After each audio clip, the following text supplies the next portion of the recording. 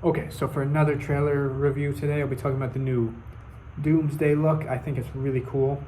Some things that really stood out to me, of course, Doctor Doom, and I'll admit I was surprised when Robert Downey Jr. was Doctor Doom, but I think we all know the reason behind it due to Krang and the actor's controversy, so they had to replace him, but I honestly never saw Ant-Man Quantum I don't remember the exact Quantum Realm, I think it was called, but yes, simply to say I didn't hear great things about it. In fact, I heard terrible things about it, but I don't know. I really liked the first Ant-Man and even the second one, but overall it could have been cool if maybe they recast the character, but I have no complaints about Doctor Doom now, at least. At first, I'll admit I was a little skeptical, but now I think it's becoming a lot more creative because, as we know, Robert Downey Jr., became Iron Man and, completely owned the role to the point where it's hard to see him as any other roles, but this seems to be working here quite well because, funny enough, with the background or the impression I'm getting of Doom's character in this trailer, that Thanos probably took everything from him, and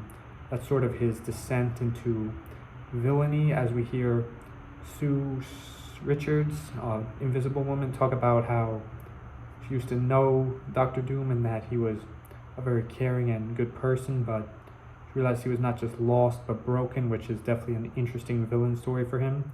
And I'm really excited to see Mr. Fantastic, Reed Richards' new arc in this movie because I think it'll be really cool because it feels like, it's good that they have an already existing history, even though we didn't see it yet, because I like the Fantastic Four movie, but it was a little bit awkwardly paced and sort of almost felt a little out of place from the other Marvel movies. I still liked it, but I think this will definitely be able to solidify the characters, especially because I know Pedro's a really cool actor, and even though he's been in a ton of stuff, I feel that this is kind of, a good sort of breaking the mold for him and really give his debut as Mr. Fantastic. We also see, I don't remember if we saw Thing in the trailer or not. We probably did, but I missed it. He didn't make enough appearance for me to remember him. But yeah, we also see Johnny holding Sue and Richard's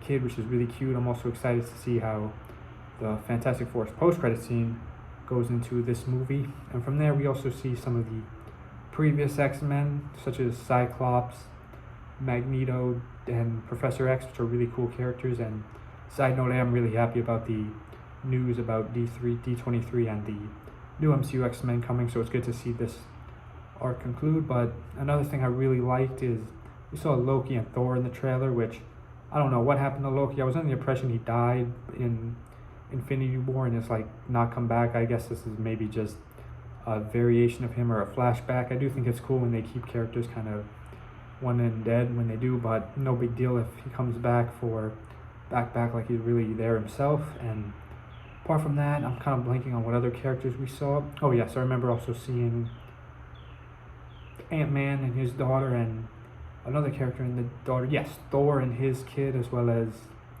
we also saw the Wakandans, which is going to be really cool, and I'm excited for Black Panther 3 in 2028. So overall, this trailer was really cool. And last thing I'll conclude with is I think Doctor Doom's Robert Downey Jr.'s voice is really good for this movie. It almost doesn't sound like him at all, which is definitely a great thing because it's good to see, his diverse acting. So overall, I'm really excited for this trailer. And the trailer ends with Thor trying to axe Doom, and Doom's armor just completely stops him, which, Thor's in for a fight then. So overall, I'm excited for December 18th. Stay tuned for more soon. Goodbye.